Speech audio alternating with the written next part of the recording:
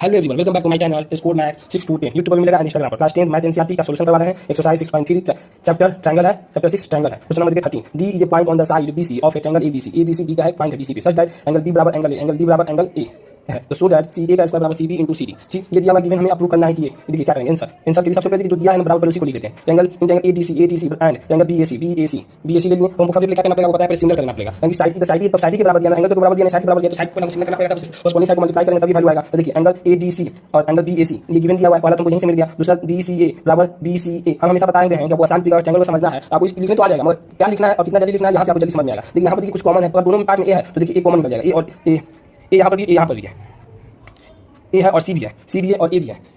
आपको कोई एक दो भी कॉमन हो सकता है, सी भी है दोनों पार्ट में और ए भी है, तो दोनों में से एक को कॉमन आ जाएगा। तो हम यहाँ पर कॉमन लिखते हैं सी और सी को कॉमन ले लिए, जब दो बराबर होगा तीसरा ऑटोमेटिक बराबर आपको बता दें एंगल प्रॉपर्टी से। इसका मतलब triangle A D C similar हो जाएगा ट्रायंगल बी ए सी के बाई से एंगल एंगल जैसे ये सिमिलर हुआ, आपको बता दें कि कॉरस्पॉन्डिंग है। ये तो आराम से सबसे इंपॉर्टेंट चीज कॉरस्पॉन्डिंग है। कैसे ठीक बताते हैं आपको, कॉरस्पॉन्डिंग साइन निकालना पड़ता है कि ए डी सी सिमिलर करते हैं बी ए सी के। तो हमें पहले देखना दिया क्या, सी ए दिया, सबसे पहले ऊपर निकालते हैं सी ए दीजिए। सी ए कैसे लिखें, यहाँ पर सी यहाँ और ए यहाँ पर सी यहाँ और डी यहाँ, बस इसको नीचे मिल गया। अब दूसरा हमें निकालना है क्या, बराबर कर दिया। अब इसमें क्या सी डी दिया और सी बी दिया, सी डी लिखते हैं, सी और डी सी डी ऊपर में सी डी ऐसे लिखेगा, इसको भी आपको लिखना पड़ेगा सी और ए। बस ये जैसे इसको लिखेगा जो दिया गिवन उसी तरह नीचे में लिख देना है, उसको क्रॉस मल्टीप्लाई कर दिया, सी के बराबर हो जाएगा C B into C D, C B into C D. एक बार और समझिए, देखिए ट्रायंगल दे दिया similar A B C similar triangle B A C के, इसको देखिए बहुत कंफ्यूजन होगा, आप प्रैक्टिस करते करते हो जाएगा। हमें जो दिया उसको ध्यान देंगे, सी ए दिया हुआ है सी ए, तो सी ए लिखेंगे पहले सी और ए लिखिए, बीच वाले छोड़ दिया सी, उसी का नीचे में जो सेकंड वाला ट्रायंगल दिया सिमिलर उसको सी और बी नीचे में लिखेंगे, बराबर कर देंगे। अब क्या है सी और बी, दूसरा में क्या सी और डी है, सी और डी और सी बी है, सी और डी ऊपर में लिख देंगे, सी और डी इसको इस तरह लिया, सी और बी नीचे में सी और क्या बराबर निकल गया, सी और डी और सी लिख दी, तो ए और सी और ए लिख देंगे, प्लस मल्टीप्लाई करना बी सी बराबर सी डी, यही आपका आंसर हो गया। क्वेश्चन नंबर 15 देखते हैं। क्वेश्चन नंबर 15 क्या करता है, ये vertical pole of a length is 6 centimetre, pole है जिसका लेंथ 6 सेंटीमीटर है, cast is side 4 metre long on the ground and at the time same time the tower cast is side 28 metre long, find the height of the tower. दो, एक पोल है